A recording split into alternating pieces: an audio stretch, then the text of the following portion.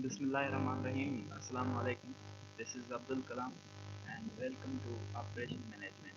Today our sir topic आवाज of घट ठीक है। today our topic of discussion is Chapter 6, the Lean Operations and GIT. So let's discuss. These are the contents of this chapter, which includes what is the lean approach and how it is different from traditional operation practices. What are the main elements of the lean philosophy? What are the techniques of JIT and how can JIT be used for planning and control? So we are going to discuss these topics. First of all, what is lean operation? The lean operation means moving towards the elimination of waste in order to develop an operation that is faster, more dependable, produces higher quality products and services, and above all operates at low cost. Lean operation एक ऐसा system है, यानी कि लीन operation एक ऐसी technique है जिसके ज़रिए हम क्या करते हैं, कंट्रोल करते हैं अपने वेस्ट पे। यानी कि जब भी कोई भी प्रोसेस चल रहा होता है ऑपरेशन में, मैनेजमेंट में, तो उसमें बहुत ज़्यादा चीज़ें जो हैं, बहुत ज़्यादा रिसोर्सेज जो होते हैं वेस्ट हो जाते हैं। तो उन वेस्ट को कंट्रोल करने के लिए एक ऑपरेशन किया जाता है, एक टेक्निक अपनाई जाती है जिसे हम लीन ऑपरेशन कहते हैं। इससे क्या होता है, एलिमिनेशन ऑफ वेस्ट होती है in order to develop an operation, और ऑपरेशन जो है डेवलप होता है जिसमें क्या होता है, दैट इज फास्टर, जो बहुत ही तेजी से चलता है, more dependable, produces higher quality products and services. ठीक है, तो इसमें फिर प्रोसेस में जो wastage of time, wastage of resources होता है वो कम हो जाता है जब, तो वो प्रोसेस जो है फास्टर ट्रेवल करता है और quality of products and services produce होती हैं। और ये सारी चीज़ें जब होती हैं तो उसमें से एक दूसरा बेनिफिट भी होता है, ऑपरेट्स एट लो कास्ट, और ऑपरेशन की जो कास्ट है वो भी कम हो जाती है।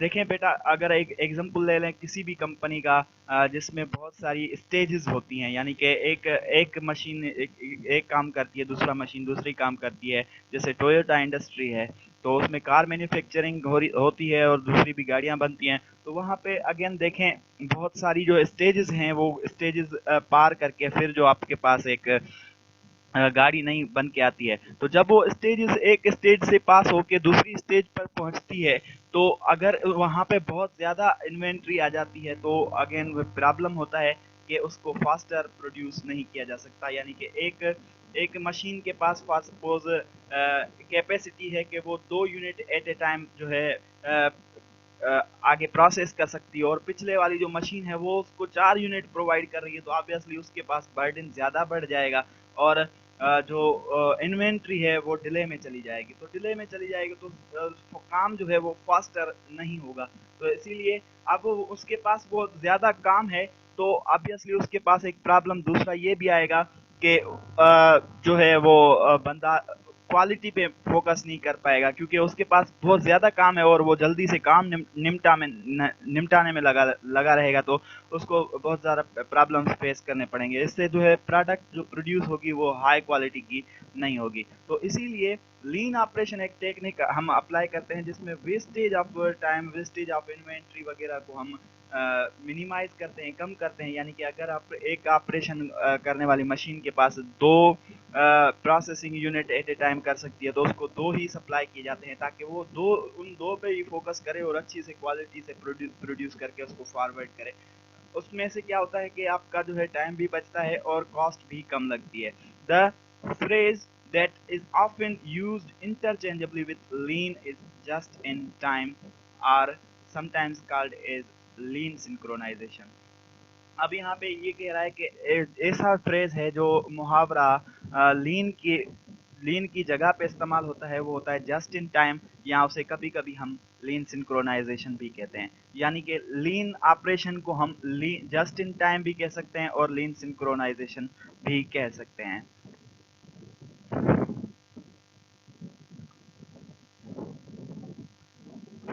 नेक्स्ट, अब जस्ट इन टाइम क्या है? What is just in time? Just in time JIT means producing goods and services exactly when they are needed. Just in time again एक टेक्निक है जो लीन की फिलॉसफी में आती है, यानी कि लीन को हम कभी कभी जस्ट इन टाइम भी कहते हैं। जस्ट इन टाइम का मतलब क्या है कि गुड्स एंड सर्विसेज तब प्रोड्यूस की जाएं जब उनकी ज़रूरत हो, not before they are needed, so that they wait as an inventory. और पहले नहीं जो है प्रोड्यूस करनी चाहिए ताकि वो इन्वेंट्री के तौर पे वेट करें, या nor after they are needed so that it is customer who have to wait. या ऐसा भी नहीं होना चाहिए कि कस्टमर को उसका वेट करना चाहिए, यानी कि एग्जैक्टली जब डिमांड हो उसी वक्त ही जो है प्रोड्यूस करने को हम क्या कहते हैं, एक टेक्निक कहते हैं जिसे हम जस्ट इन टाइम कहते हैं, JIT कहते हैं। यानी कि जब नीड अराइज हो उसी वक्त जो है किसी भी चीज़ को पैदा करना, उसी ज़रूरत वाली चीज़ को मुहैया करना, उसे हम क्या कहते हैं, जस्ट इन टाइम कहते हैं। अब देखें just in time, a definition of JIT is JIT aims to meet demand instantaneously with perfect quality and no waste। JIT एक की डेफिनेशन ये है कि ये डिमांड से मीट करती है, यानी कि जब भी डिमांड अराइज होती है तो वो प्रोड्यूस करती है विथ परफेक्ट क्वालिटी, जो पर क्वालिटी रिक्वायर्ड होती है उसके साथ, एंड नो वेस्ट। इससे क्या होता है कि वेस्ट भी बिल्कुल कम हो जाता है, यानी कि प्रोडक्ट वेस्ट नहीं होती है, ना ही वेट करना पड़ता है कस्टमर को, ना ही आपको वेट करना पड़ता है कि आपने प्रोडक्ट बना दिया अब जब सेल हो। जब भी डिमांड होती है यानी कि कस्टमर का ऑर्डर आता है तब वो प्रोड्यूस करते हैं और उसी टाइम जो है उसको डिलीवर किया जाता है बस। तो इस टेक्निक को हम क्या कहते हैं, एक कहते हैं कि ये है JIT, यानी कि इस टेक्निक को फॉलो करके हम जो है अपना प्रोसेस को फास्टर काम करवा सकते हैं।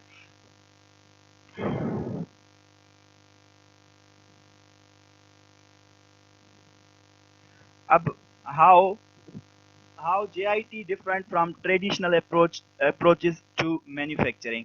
आपके पास बहुत सारी अप्रोचेस पहले भी हैं जो आप फॉलो करते हैं, लेकिन उनसे JIT कैसे मुख्तलिफ है, JIT उन मैन्युफैक्चरिंग अप्रोचेस से कैसे मुख्तलिफ है।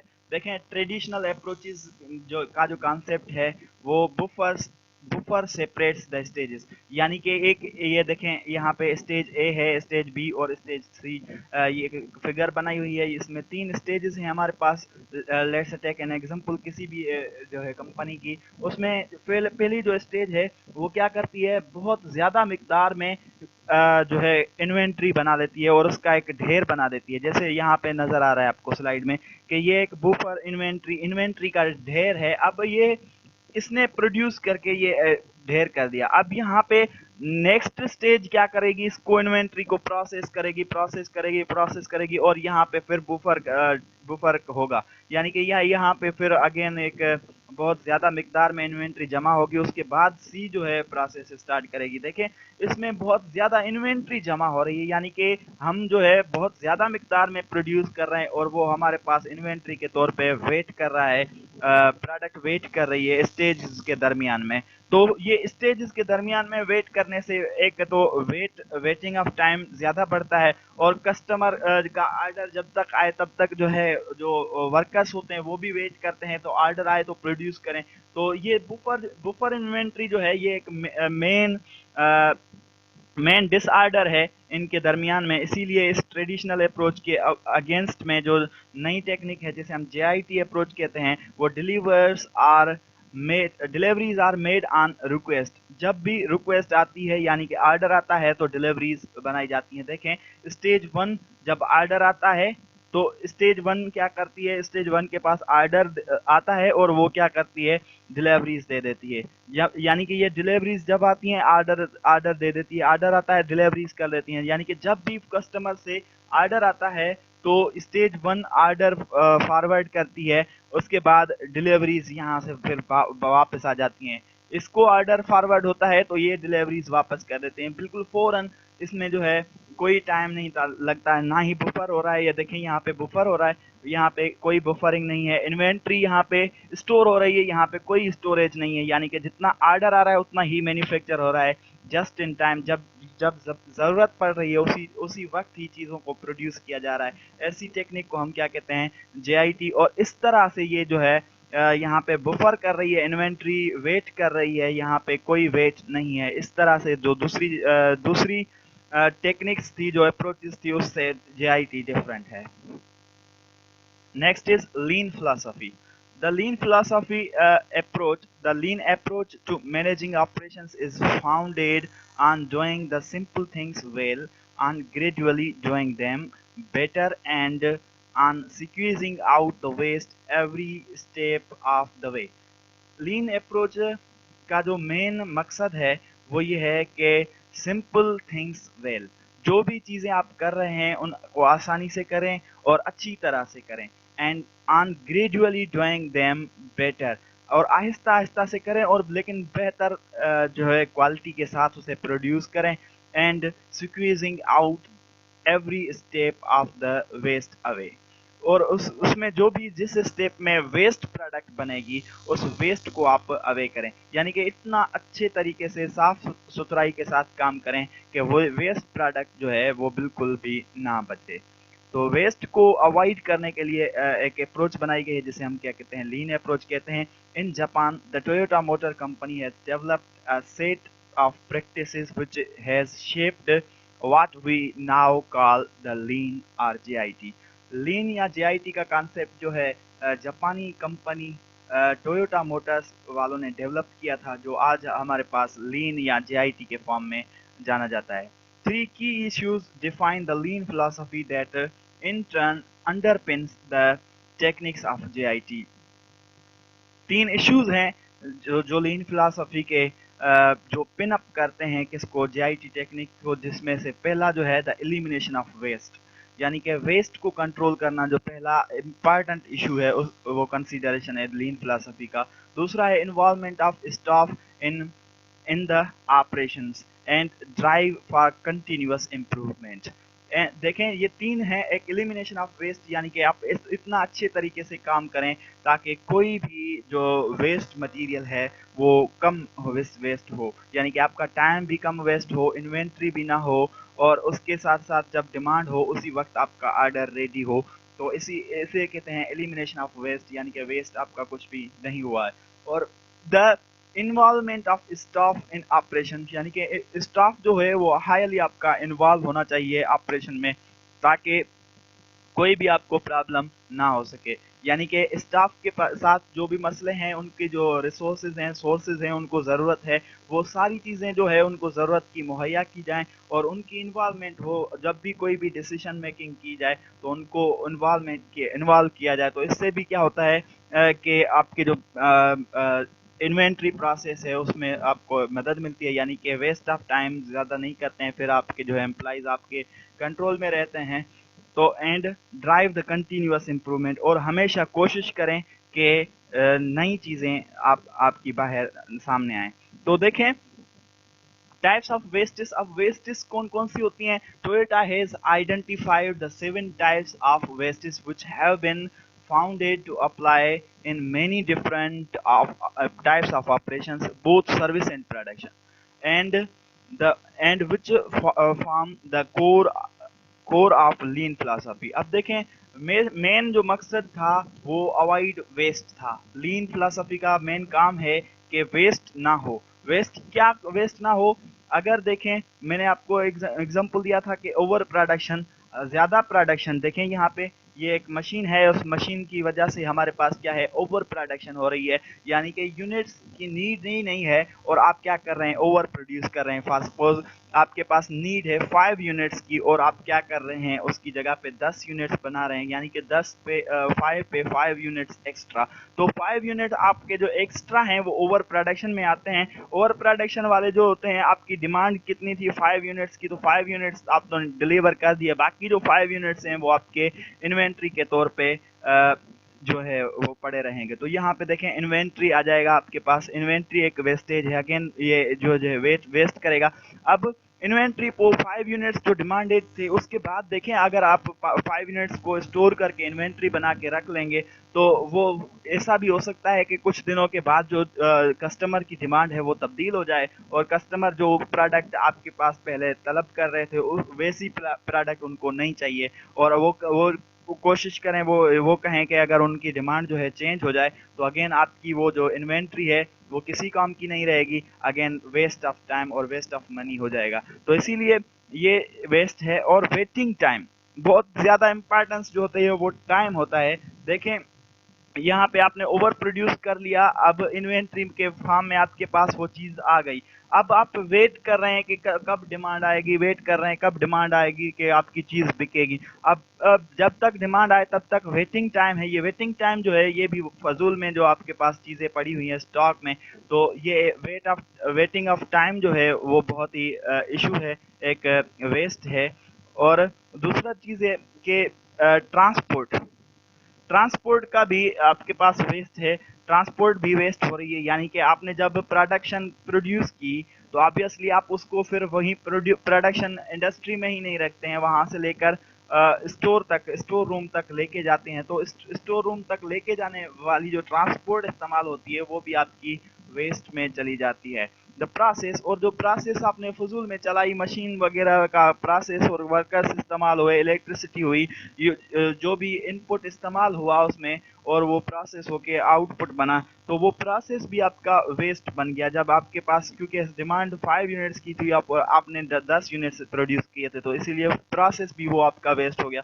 उसके अलावा मोशन, यानी कि जो भी हरकत एम्प्लॉइज आपको एम्प्लॉइज ने जो भी हिम्मत की, कोशिश की, वो सारी वेस्ट हो गई। उसके अलावा कुछ जो है डिफेक्टिव्स हो सकते हैं। मैंने आपको अभी एग्जांपल दिया था कि इन्वेंट्री आपके पास जो ज़्यादा है, यानी कि आपने 10 यूनिट्स प्रोड्यूस किए थे, 5 तो आपके डिलीवर हो गए, बाकी 5 आपकी इन्वेंट्री है। तो इन्वेंट्री आपकी जो है वो रखे रखे भी ख़राब हो सकती है, उसमें कुछ जंग लग सकता है या रस्ट वगैरह हो सकती है।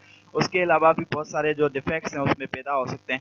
तो इस डिफेक्ट्स की वजह से वो इन्वेंट्री क्या हो जाएगी, डिफेक्टिव हो जाएगी। तो अगेन ये एक waste of time, waste of process and waste of everything हो जाएगा। तो इस वेस्टेज को उन्होंने आइडेंटिफाई किया था। 7 टाइप्स हैं वेस्टेज वेस्टेज के, जिसने जो टोयोटा कंपनी वालों ने आइडेंटिफाई किए थे। और ये डिफरेंट जो है ऑर्गेनाइजेशंस अब इन वेस्टेज को कंट्रोल करने की कोशिश करती हैं थ्रू लीन फिलासफी। अगर लीन फिलासफी को आप अप्लाई करेंगे तो ये डिफरेंट किस्म की वेस्टेज नहीं होगी, और आपकी प्रोडक्ट जो है जस्ट इन टाइम टाइम जब होगा, यानी कि जब भी डिमांडेड होगी चीज़ें तब ही रेडी होकर आपकी जो है डिलीवर हो जाएंगी। तो कोई भी ऐसे किस्म की वेस्ट नहीं होगी, और आपकी जो है फास्टर सर्विस की वजह से क्वालिटी भी पैदा होगी आपकी प्रोडक्शन में, और आपकी कंपनी का जो नाम है वो भी अच्छा होगा। उसके बाद है the 5 assess. 5 S's. The 5 S's terminology comes from originally from Japan, and although the translation into English is approximate, they are generally taken to represent the following.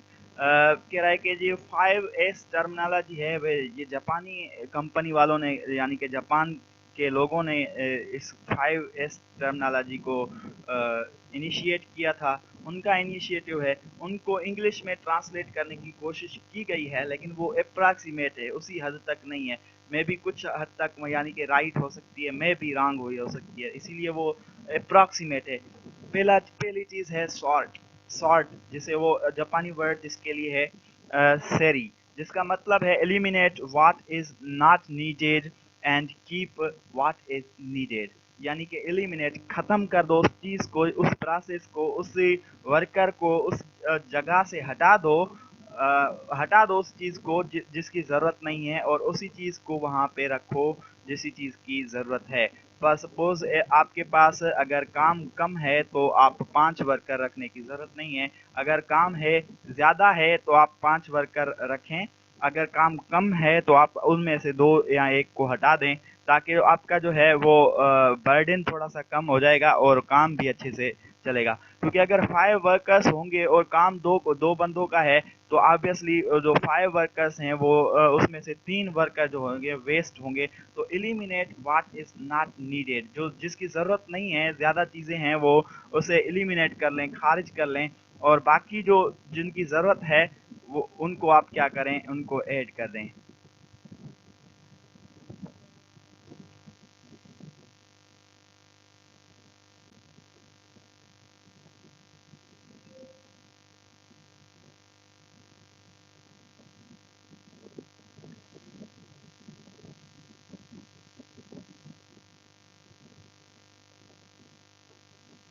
Okay, next is straighten. Straighten word जो है वो जापानी word सीटन से drive किया गया है, जिसका मतलब ये है कि position things in such a way that they can be easily reached whenever they are needed. यानी कि चीज़ों को इसी ऐसी तरीके से अरेंज करें कि जब भी उनकी ज़रूरत हो, जब भी उनकी ज़रूरत पड़े, उनको आसानी से आप हासिल कर सकें या गेट कर सकें। जैसे मशीन के जो भी औजार होते हैं, यानी कि जो भी ज़रूरत की चीज़ें होती हैं, पाने होते हैं, और उसके अलावा बाकी जो चीज़ें भी होती हैं बनाने के लिए या उसकी जो खराबी को मेंटेन करने के लिए जो मेंटेनेंस स्टाफ है, वो आसानी से अवेलेबल होना चाहिए। जब भी ज़रूरत पड़े तो फ़ौरन उसको मंगाया जा सके और मशीन को अगेन से ठीक करवाया जा सके। तो इसीलिए कह रहा है कि straight in the position the things in such a way that they can be easily reached whenever they are needed। जब भी उनकी ज़रूरत पड़े तो उनको आप आसानी से कैच कर सको, पिक कर सको। तो इसीलिए स्ट्रेट इन। तीसरा एस है शाइन। शाइन वर्ड जो है जापानी वर्ड सीसू से ड्राइव किया गया है, which means keep things clean and orderly. हर एक चीज़ को क्लीन और ऑर्डरली मैनर में रखा जाए। नो रिफ्यूज और dirt in the work area. यानी कि इसका एग्जाम्पल एक ऐसे है कि कीप थिंग्स क्लीन, हर एक जगह को जो आपकी मशीन्स होती हैं उनको साफ रखा जाए, और जो आपकी लेबर है उनको ऑर्डरली मैनर में रखा जाए। यानी कि जब भी ऑर्डरली मैनर में आपके काम करने वाले हैं वो सारे के सारे जो है वो वेल ऑर्डर्ड सिचुएशन में हों। यानी कि जिसको जो भी काम कहा जाए वो फौरन उसी काम करने के लिए राजी हो जाए।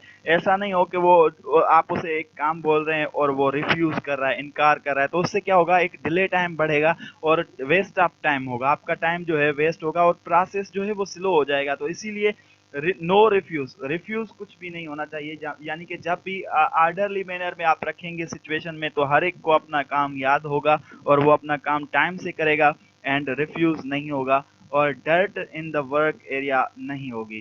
तो ये इसी वजह से जो है चीज़ क्या करेगी, शाइन करेगी, वो जो आपकी प्रोडक्ट है। स्टैंडर्डाइज सिकेटिसु means maintain the cleanliness and order perpetual neatness. यानी कि मेंटेन करके रखें और क्लीन और ऑर्डर में रखें, यानी कि साफ सुथरा करके चीज़ों को जो है ऑर्डर में, परपेचुअल ऑर्डर में रखें, कंटिन्यूअस ऑर्डर में रखें। यानी कि 1 2 3 4 ऑनवर्ड्स जो है आप उसको ऑर्डर में मेंटेन करके रखें ताकि वो जो है साफ सुथरी और चमकदार रहें। उसके अलावा यहाँ पे आखिरी जो एस है वो है S for sustain. Sustain is sheets develop a commitment and pride in keeping to standards। develop a commitment and pride in keeping standards. यानी कि आप अपनी कमिटमेंट बनाएं कि आप जो है प्रोडक्ट्स जो भी होंगी वो स्टैंडर्ड प्रोडक्ट्स डिलीवर करेंगे। इसी चीज़ को जो है मद्देनज़र रख के अगर आप ये 5S टर्मिनोलॉजी को फॉलो करेंगे तो आपकी जो प्रोडक्ट होगी वो बहुत अच्छी होगी और उसमें वेस्ट बिल्कुल कम होगी। यानी कि लीन फिलॉसफी में ये 5S भी आती है। उसके बाद the lean philosophy of operation is the basis for JIT techniques that include JIT methods of planning and control. Lean philosophy जो है वो एक ड्राइविंग फोर्स है जो ड्राइव करता है किसको, JIT को। अब देखें कैसे। द लीन फिलॉसफी के ऑपरेशन में आपने पढ़ा था कि 3 किस्म की चीज़ें जो लीन फिलॉसफी जिस पे काम करती है। एक eliminate waste, involve everyone and continuous improvement. यानी कि वेस्ट को कम से कम करना है और इन्वॉल्व करना है, हर एक एम्प्लॉय को इन्वॉल्व करना है। यानी कि उसको जो काम है उसको इन्वॉल्व करना है, उसमें उससे पार्टिसिपेट करवाना है, और उसके साथ साथ कंटिन्यूअस इम्प्रूवमेंट के बारे में भी आपको सोचना है। आपको इम्प्रूवमेंट जो है वो ऑब्जर्व करते रहनी है। यानी कि पहले आपने एलिमिनेट वेस्ट को एलिमिनेट किया, तो आप अब ऑब्जर्व करें, कंटिन्यूअसली ऑब्जर्व करें कि आपके पास प्रोडक्शन इम्प्रूव हो रही है या नहीं हो रही। उसके बाद आपने हर एक को इन्वॉल्व कर दिया, उसमें जो एम्प्लॉइज थे उनको हर एक को एक काम दे दिया, तो इसमें से आपके पास एक कंटिन्यूअस इम्प्रूवमेंट आ जाएगी। तो ऑब्वियसली उसके बाद ये जो है फाउंडेशन बनाती है JIT as a set of techniques for managing operations. उसमें आपके पास बेसिक वर्क प्रैक्टिसेस आ जाती हैं, design for manufacturing, operation focus, small simple machines, flow layout, TPM, set set set up reduction, total people involvement and visible JIT supply, जिस जो again जन्म देगी किसको, JIT। उसके साथ साथ JIT method of planning and control है, जिसमें आपके पास 4-5 टेक्निक्स हैं, जिसमें फुल स्केड्यूलिंग है, कानबान कंट्रोल है, लेवल्ड स्केड्यूलिंग है, मिक्स्ड मॉडलिंग है और सिंक्रोनाइजेशन। ये कुछ कंट्रोल प्लानिंग है, ये हम डिस्कस करेंगे। डिस्कस करते हैं बेसिक वर्किंग प्रैक्टिसेस, यानी कि बेसिक वर्किंग प्रैक्टिसेस एम्प्लॉइज को जो बेसिक वर्किंग प्रैक्टिसेस हैं उनमें बिल्कुल ट्रेंड किया जाए, ताकि उनको बिल्कुल जो भी फिट एम्प्लॉई है जो जहाँ पे उसको उसी जगह पे वेल इक्विप्ड जगह पे जो है उसको रखा जाए, जिसको जिस काम में एक्सपर्टीज हासिल है उसी को उसी काम में असाइन किया जाए, उसी का वो काम असाइन किया जाए, तो वो अच्छे से जो है परफॉर्म करेगा। तो इसे कहते हैं basic working practices. Design for manufacture, design for manufacture, अब जो डिज़ाइन है उसमें आपने जो डिज़ाइन की है मैन्युफैक्चरिंग के लिए, आपके पास प्रोसेस जो लेआउट बनाया है वो भी आपका जो है मैं माने रखता है, यानी कि लेआउट हम पहले जो है डिस्कस कर चुके हैं पिछले चैप्टर में। वो डिज़ाइन डिज़ाइन मैन्युफैक्चरिंग वही है। देखें, डिज़ाइन मैन्युफैक्चरिंग ये है कि आपकी मशीन की जो सेटिंग्स है या वर्कर्स की जो सेटिंग्स है वो आप डिज़ाइन करेंगे। उसके बाद ऑपरेशंस फोकस, यानी कि ऑपरेशन पे फोकस रखने के लिए क्या करें, जितनी डिमांड है उतनी ही यूनिट प्रोड्यूस करने के लिए उन्हें कहेंगे, तो ऑपरेशन पे फोकस होगा। सपोज ए जो वर्कर है, बी है, सी है और डी है, 4 वर्कर्स हैं और 4 पोजीशंस हैं। तो ए पोजीशन वाले के पास वर्क आया, वो डिलीवर हो गया बी वाले के पास, तो बी वाला जो है अब अगेन अपने वर्क पे फोकस करेगा, उसके बाद वो सी को डिलीवर करेगा, सी के बाद डी जो है उसको फाइनल पैकेजिंग में लगा देगा। तो अगेन ये सारे जो हैं उनका जो ऑपरेशन पे फोकस होगा और जो प्रोडक्ट होगी वो बिल्कुल अच्छी बनेगी आपके पास। और स्मॉल सिंपल मशीन्स और छोटी छोटी जो स्मॉल मशीन्स, सिंपल मशीन्स, छोटी छोटी मशीन्स दरकार होती हैं, उन्हें आप इस्तेमाल करके जो है अच्छे से काम कर सकते हैं। यानी कि बिटवीन द स्टेजेस जब आपके पास चीज़ें मूव करती हैं तो उनमें आपको मशीन्स की ज़रूरत पड़ती है, कुछ जैसे क्रेन्स होती हैं या छोटी छोटी दूसरी मशीन्स होती हैं जो एक जगह से इन्वेंट्री को उठा के दूसरी जगह पे लेके जाती हैं, तो वो उनकी ज़रूरत पड़ती है, तो उनको आप अरेंज करें फ्लो लेआउट। तो उसके बाद मेंटेन करें फ्लो लेआउट को, के फ्लो लेआउट के कैसे कैसे जो है एक जगह से दूसरी जगह पे लेआउट में जाएगा, यानी कि ज़रूरत की चीज़ें एक जगह से दूसरी जगह कैसे जाएंगी। अब देखें, यहाँ पे आपके पास फ्लो लेआउट का मतलब यह है कि अगर फॉर सपोज मशीन से ए के बाद डी के पास जाना है जो लेआउट में, तो आप ऐसे अरेंज करें कि ए यहाँ पे रखें, बी यहाँ पे, सी और डी यहाँ पे, तो ए के बाद डायरेक्ट डी के पास चला जाए, उसके बाद ये ऐसे मूव करे और फाइनल हो जाए। तो ऐसे लेआउट आप बनाएंगे जो उसमें तो बिल्कुल आसानी हो, ताकि जो मशीन काम करें वो आसानी से करें और जो वर्कर्स हैं और वो लेआउट फ्लो करने के प्रोडक्ट को फ्लो करने में उनको कोई भी तकलीफ ना हो। टीपीएम टोटल प्रोडक्शन मैनेजमेंट, यानी कि जो भी प्रोडक्शन हो रही है उसको मैनेज किया जाए, यानी कि उसकी प्रोडक्शन को ऑब्जर्व किया जाए, कंटिन्यूअसली देखा जाए, उसको मॉनिटर किया जाए, मैनेज करके चलाया जाए। अगर उसमें कोई खामियां हैं तो वर्कर्स को गाइड किया जाए। उससे भी आपकी जो है प्रोडक्शन सिस्टम यानी कि जेआईटी का एक मेन प्रिंसिपल है। उसके बाद दूसरा है setup reductions. Setup reductions, reduction किसको करना है, आप रिड्यूस करेंगे टाइम वेस्ट को, वेस्टेज को आप रिड्यूस करेंगे, इसलिए आप सेटअप करेंगे रिडक्शन। आप मॉनिटर जब करेंगे तो उसमें से आपको पता चलेगा कि कौन सी आपकी चीज़ें हैं जो ज़्यादा हो रही हैं, जो रिड्यूस नहीं हो रही हैं, यानी कि जिसकी वजह से लेट हो रहा है, जो फास्टर प्रोसेस आपका काम नहीं कर रहा है। तो आप क्या करेंगे, उसके लिए एक सेटअप अरेंज करेंगे जिससे रिड्यूस हो जाए वेस्टेज। टोटल पीपल इन्वॉल्वमेंट, उसमें आप क्या करेंगे, सिंपली एक बंदा होता है जो खुद के सर पे जो सारी रेस्पॉन्सिबिलिटी लेता है, तो ऑब्वियसली उसके लिए सारी चीज़ें मेंटेन करना बहुत ही मुश्किल होता है। तो टोटल जो भी एम्प्लॉइज होते हैं उन सारों को अगर आप टीम वर्क बना के इन्वॉल्व करेंगे तो ऑब्वियसली जो आपका काम होगा वो फास्टर होगा और आसानी से हो जाएगा। जेआईटी विजिबल जेआईटी सप्लाई, और जेआईटी सप्लाई जो है जस्ट इन टाइम सप्लाई जो है वो आपकी तैयार हो, यानी कि जब भी आपको ऑर्डर हो वो आप जो है चीज़ें डिलीवर करते जाएं। तो नेक्स्ट जो स्टेप है ये कंट्रोल एंड प्लानिंग, ये नेक्स्ट स्लाइड से हम डिस्कस करेंगे।